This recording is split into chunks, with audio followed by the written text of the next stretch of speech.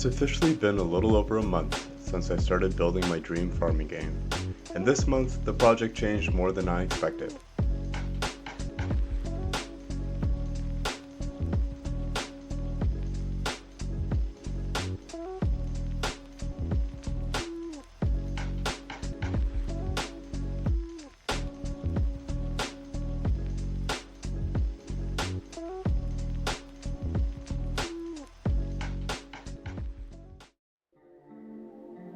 This is roughly what the game looked like after 3 weeks of development.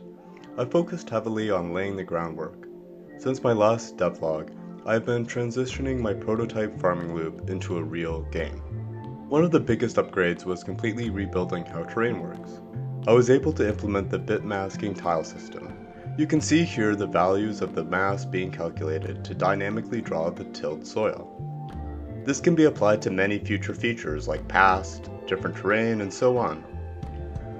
Logically, the next step seemed to be automating my hand-painted tile layers. In other words, instead of placing every tile by hand, I created this auto-tiling system.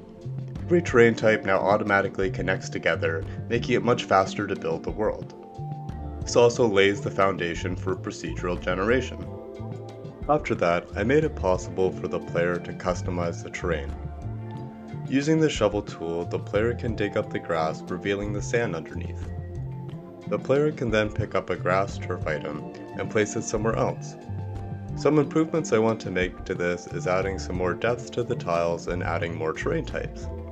I think this will allow players to have some more design choices when customizing their own farm. Also, I began composing some music for the game, so I'm just going to let those play on the side there. I also reworked farming under the hood. Crops are no longer stored as tiles but are actual game objects. That opens the door for much better animations, larger crops, and much more flexibility later. Additionally, I spent a large amount of time animating player actions and tools. All in all, I spent a few days producing over 250 frames. I animate the player and the tools separately, so later on I can easily wire a new tool to a player action instead of having to edit a cohesive composition. Now, most tools use the proper animations and the player feels much more alive.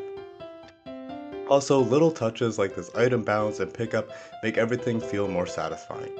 The world also started getting some more personality. I added the first version of a dynamic weather system. I wanted the weather in my game to have many stages and variants. You can see in this quick little clip different degrees of wind, clouds, and precipitation. I was a bit hesitant to show this as I think visually this needs a huge rework. But hey, not everything shown in this video is meant to be finished or perfect. I worked on the game's main menu, and as you can see, the working title of the game is Hillcrest County. But instead of talking about the design process behind the menu, I just wanted to briefly talk about the project as a whole. When I started this project, it wasn't supposed to become a full game. I originally set out to create an asset pack and then a small farming game to showcase those assets, something I thought I could finish in a month or two. But somewhere along the way, things changed. The response from all of you has been incredible. Every comment, every like, every person following along has made me realize this project could be something much bigger than I originally imagined. So instead of building a small demo, I started planning a much larger world. I've been writing the story, designing characters, mapping out the town, and thinking about where this game could go in the long term. I'm not quite ready to show you all of that yet, but I promise there's a lot more coming. And before I wrap up, I just wanted to say thank you. Seriously, thank you all for following along this early. Watching people get excited about something I'm creating has been incredibly motivating, and I can't wait to keep sharing this journey with you. So I'll see you all in the next devlog. Thanks so much for watching, and have a good one.